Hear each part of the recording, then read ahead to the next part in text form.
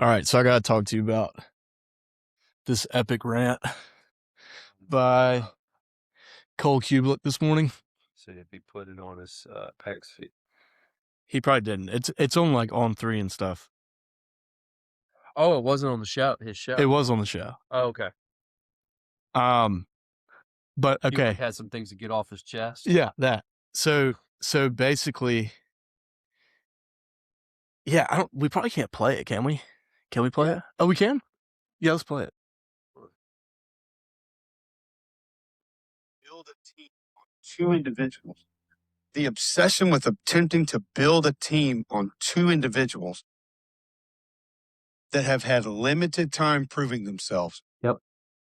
And has shown some clown tendencies in doing so is beyond irresponsible, is beyond ignorant, and is just flat out flawed.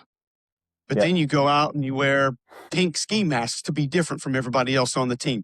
That's the guy that's going to take the reins and pull the program? We're going to sit around and cry about a guy that's got less than 100 catches in 2 years.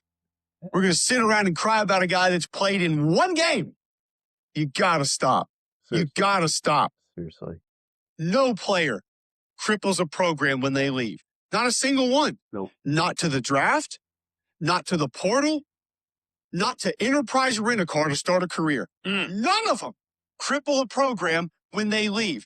And if your mindset is of so, that is a loser brain. 100%. That is a loser take. That is a loser mindset to think, oh, he's leaving. Football team. We can't win. You can't think that way. And this obsession with these two guys that they've propped up any portion of the program. What games did Auburn win because of two said players? Mercer. I'll wait. Mercer. Congratulations. Just saying. What FBS games did Auburn win because of the two said players? Vanderbilt, when Cam Coleman went off with all the one-handed catches? Give me 20 Jeremy Bernards before one Cam Coleman. Sorry, I know that hurts people's feelings. I know I'm probably really mean for saying that. Really? You know what? I'll go use another Auburn example. Give me 1,000 Courtney Taylors before one Cam Coleman. Ooh.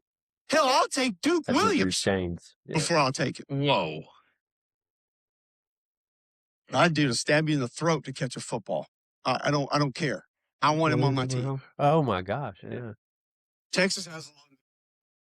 Anyway, how perfect was that? By the way, Cole, please come on the show, man. We would love to have you. Because we know you don't ever get invited on podcasts. Right, yeah. You know? Not as prestigious as ours. Yeah, but we're not that far away. I think you live in Homewood. Yeah, we're here. So please. But dude, how like, so we'll talk as Auburn fans for a second. Yeah. So maybe this is an Auburn podcast. Sorry, Bammers. You know, no, the Bammers will enjoy this more than anybody. Probably. He's right. Oh, 100%. We're crying over spilt milk. Dude, we've obsessed over Deuce Knight and Cam Coleman for the last 60 days. Scared to death that they're going to leave. Well, one, it's a mindset from the way college football used to be. It's, Nick Saban got us in this mindset, like, Bama's getting all the studs. And that's what we got to do to beat them, because we got to get the studs. Yeah, that's right. But that's not the way college football works anymore. We just saw Indiana on 3 ranking. They have the 77th or 76th best roster, technically, according to ratings. But what's interesting about that, too, is I wonder if, because they're near the top now, because they're kind of the cool thing. Right. So I wonder if their productivity dips. Because they're ultra guys. Well, they're signing all the big stars now. Yeah. You know what I mean? And so I would wonder, anyway, that's besides the point. But to the Auburn thing, yeah. Why are we so stuck on these guys when we just won 10 games in 2 years with these guys? 100%. I don't get it. Yeah. I don't get it. Yeah. And it stinks to lose. Like, Cam Coleman is a absolute special talent. And we'll see about Deuce Knight. We don't know yet. Yeah. I bet he'll do great with Arch Manning. He'll probably do great. I'll probably do great. Yeah. Oh, yeah, Cam's going to kill it. He'll do great. Yeah. But, like, the fact that we're like, our house is on fire because he left, we got to get out of that mindset. Like, we are such a, what is that? Like, Yeah, is it because we've never had nice things really before like that? right. So when we lose the one nice, really prized recruit that the only one we've got, like, we've never signed a receiver like him ever. No. Of his, like, status. I want to say Aroma should do was big or something, or maybe Ben Omanu was, but he didn't. Yeah, but he didn't turn. Well, he turned out to be really good. He didn't turn out to be a stud. He was more productive than. Oh, probably right. Than Cam. You're probably right. But look, we're not squashing on Cam. Cam's an amazing talent. This is not about Cam Newton. This is not about Deuce Knight. Cam Coleman. Yeah. Cam Newton was pretty good. Yeah. Did I say Cam Newton? You did. Oh, my bad. Well, yeah. No, he's probably the one exception to this. Right. He can take your entire team and walk them to a national championship. But like, as Auburn fans, it's like, guys, drop it, guys. Like, let's move on. Yeah. Let's find some. Not that these guys aren't winners, but they haven't won here. Mm-hmm. So this goes back to our episode we just recorded, reflecting. Let's really reflect on modern day college football right now. Mm-hmm. Vandy just won 10 games for the first time in their history. Ole Miss will finish in the top 4 in the country. Why? Because the landscape has changed. It's not about getting the best 18, 19-year-olds in the room. It's about getting who's got the most grown men and experience in the room. Yeah, that's true. I mean, yeah, because in Indiana, don't they average like 23 years old? Yeah, they're old. It's like 22, 23. Like you got experience. You got guys who have played together for years, who came over from James Madison, especially offensive decent line. Like that's what I mean. Vandy won 10 games because they had grown men. Yeah, and we think we got to live in this old age college football where we got to get the prettiest little young talent, but like. It's just changed, and I think Golish is got that mindset where it's like, hey, one, we're building a culture here of like, hey, we need the guys who get paid need to be all a certain way for the culture, for the benefit of everybody being on the same page. But then two, like, let's start from the inside out. Let's don't start with the pretty little things on the outside. Let's try to build a stud off, because let's if we're really looking down, if going back to Cam Newton carried us, no doubt about it. But what did that team also have? They had like 5 seniors on the offensive line. Yep. Yeah. Guys played together for years. Ryan Pugh. Yep. And they had a heavy senior-led defense as well, who statistically was not great, but they always played great in the fourth quarter. Zach Etheridge, Josh Bonds. They always played great in the fourth quarter. They knew how to win. Well, it's funny, too, like looking back on our season, Auburn season, which you and I are Auburn guys. Yeah. But like, when you're able to kind of look back and reflect, it's like, okay, I kind of think I see what was going on now. Mm-hmm. We're paying these really talented players out of high school. Overpaying. Right. Overpaying for these guys. And then they come and it feels like there's just not that big of value on winning. Yeah. It's because we've already made our money. Like, I'm not saying they purposely did that. Yeah. But like in your subconscious, hey, man, I've made my $1 million. If we beat Texas A&M on the road, that'd be cool. But it's not like, gotta have it. Like, throw me the ball so we can win. Like, let's find a way to win. That had to be a piece of that, don't you think? 100%.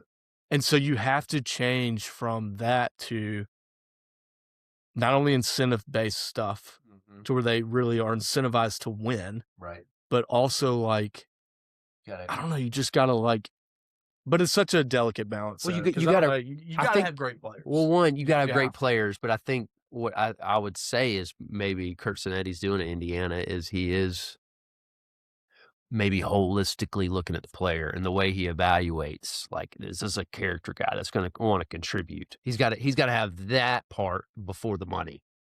Like, I'm going to be a guy who grinds. Which, if that doesn't work, like I guess the risk in that is that if that strategy doesn't work, you really look pretty stupid. Because then it's like, well, it's simple. You don't have as good of players. Right. Exactly. But You know? he had a long leash being in Indiana. I mean, they had the Right. They're most not gonna losses in Power 4, man. Yeah. Hugh Freeze was just like, give me anybody. So that's not so talking about from the oil drips from the head, like that guy. So to what you're talking about, that was the culture he created. I 100% because I think thought the old way of, hey, let me just recruit my rear end off and get the best dudes in the building. Our roster was just in shambles. Like we didn't have, yeah. Like we had Marcus Harris. Remember him? So that's where it went wrong. Like I would say Brian Harsin did it the wrong way. Right. You know. Right. Yeah, we've seen like both sides of this. Yeah. Like we've seen Harsin, who's like, I don't recruit anybody that doesn't have, like. I think he said he didn't have a father in the home or something like that. Yeah. Like what? And we're not sure. Like, I mean, pretty sure that's That may true. be an allegation. Sorry, could be an allegation. That's an allegedly statement. Is that how you say that? Yeah, allegedly statement. Yeah. And then we had Freeze. I was just like, get anybody in the door, man. Let's start throwing money at him. And then you don't know how to win. Isn't that interesting? Yeah. Like you don't know how to win, dude. How else can you define our last 2 years other than just flat not knowing how to win? And then you did not know how to win. And then at the press conference, he would say that and be like, it's like everybody's looking at each other like, isn't that your job? Yeah, you're just the guy that does it. But it almost was like he was surprised. Like, what do you mean? Like, I don't get why this doesn't work. Yeah. Yeah, because he was thinking, 2014. Because these guys are getting a massive paycheck whether you win or not. And so I'm not saying there's some massive conspiracy where like the Auburn players were like, we don't care if we win. I bet they did. Like Cam Coleman, like he went out there and competed. Yeah, absolutely. 100%. Yeah. But I imagine if I was a 19, 20-year-old kid and I had 6 bills, 7 bills being stroked to me a year, motivation's lower. Yeah, absolutely. 100%. You can't help that. Mm-mm. And not just as a 20-year-old guy, it's a 40, 50-year-old. Yeah. And there's another thing that I think is what we miss with the Curcinetti thing that a couple guys have brought up, and I want to say Cole has brought up Cubelic. And people keep saying the SEC's down. It's because they don't have the NIL money that the Big Ten has and all that. I don't think that's it. I keep hearing Cole said this, and I think it is. We're paying these guys millions of dollars to come play football, but we've got like a $10 coach to coach them. We don't have as quality of coaches top to bottom actually training them up. Yeah. I would say that may be one of the big secret sauce of Saban, was he just had dudes who were constantly. He's the one guy that could really, truly do both. Yeah. Because I believe Saban, like if you gave him an average roster, he would still win. Yeah. But we gave him. Well, you see you saw all the coaches in the playoff. Oh yeah, all they were his Saban guys. Yeah. And so Saban, we're not saying Saban was successful only because of the players. That's not true. He could have won with it. Like if he had Auburn's rosters the past 10 years, which he wouldn't have because he's a great recruiter, but say he did, I still think we win more games. We didn't. Oh, 100%. You know what I mean? Yeah, because he's a winner. Of the years, we had some really great, I want to say that 19 defense had like 5 That was unbelievable. Derek Brown, Marlon Davidson, Davis. Carlton Davis, all those guys. That whole D-line, Jeff Holland, remember him? Oh, yeah. Yeah. It's so fascinating. I mean, the way that, but I will say, I think now though, and I guess we're recording, so I'll always be held to this. Dude, I really, really like Golish. Yeah. Because I think Golish is, he's kind of showing right now that he kind of has the mindset of being able to blend both of those worlds. Like, of course you got to have talent, right? But you also, dude, there's just something to knowing how to win. Like some programs know how to win. Like they just, I don't know. It's like you can't put your finger on it, but like I know that when Indiana is going to have a 4th down on Monday night against Miami and they got to have it, there's no doubt they're going to get it. Like somebody's going to make a play. And I feel that in Golish right now. And you kind of saw that with him at South Florida. Right. Because what were they, 3-8 before he got there? And then he slowly got them back. But like Auburn needs that so bad. So in a way, of course you don't want to lose Cam Coleman. And of course you don't want to lose Deuce Knight. Yeah, that sucks. Don't get me wrong. And I think that's Cole making that point. Like Cole was saying, you don't want to lose Cam Coleman. It's a disappointment. He's a top 10 pick. But it's not the world's ending type thing. No, it's not like, hey, Golish is enough for the job because come on, guys. Yeah, that is the allegations. Like, God, he's been there a minute. Let him build the program how he wants to build it. Well, and what other coach shows up at a university and doesn't lose good players? Yeah, especially today. But like at Auburn, for some reason, we're like, I kind of think it's because we've never had somebody like Cam Coleman before. Yeah, maybe what it is. And Deuce Knight, in a way. Yeah. Well, yeah, man. Not that we haven't had somebody like Deuce Knight. QB evaluating has been terrible at Auburn the last 10 years. And we thought Gus Malzahn knew it. And when it was at its absolute low is when we shoved the guy out of campus who's hosting a playoff game this weekend as the number 1 seed in the AFC, Bo Nix. Yeah. Said, nah, he's not really a culture fit. Get out of here. Are you kidding me? Oh, my gosh. That's nonsense. It's nonsense. That's nonsense. Yeah, the one guy we had who really could. Yeah. Grew up an Auburn guy. Yeah. Grew up going to Auburn games. Finished at Auburn. Yeah, we don't really feel like he's the right guy. We think it's probably TJ Finley, And the guy who's trying for his like 7th school in 7 years or something. Oh my god! Which, by the way, it's not all not blaming TJ Finley, not blaming any of these players. It's an Auburn thing. Like Carly, my wife who knows nothing about football, and I coached football for 5 years, and she went to every game. You feel like she would pick up on a few things. Just not interested, which is totally cool. It's kind of funny. We laugh about it at our house, but she'll be like, she'll hear me ranting and raving to my buddies about what's going on with it and stuff. And she's like, there's a common denominator here. Like, you keep blaming these 50 players that are 18 years old. Mm-hmm.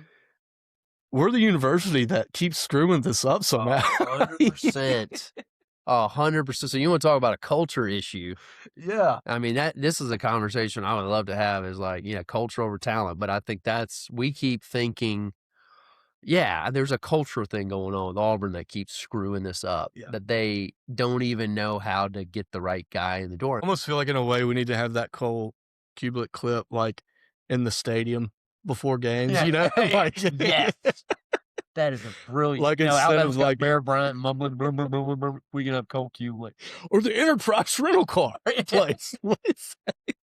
Anyway, Cole, we'd love to have you on and talk more about it. We won't just talk about that. We'll talk about other stuff too. But you know who would be a great? Actually, I thought of this the other day, and we're just kind of spitballing here. Maybe we'll turn this an episode or not. I don't know. A Birmingham guy would be a great guest. I realized this the other day. He graduated from, I want to say it was Jeff Lanier, which is now not even in the school anymore. He was on TV last night. Follow Jesus.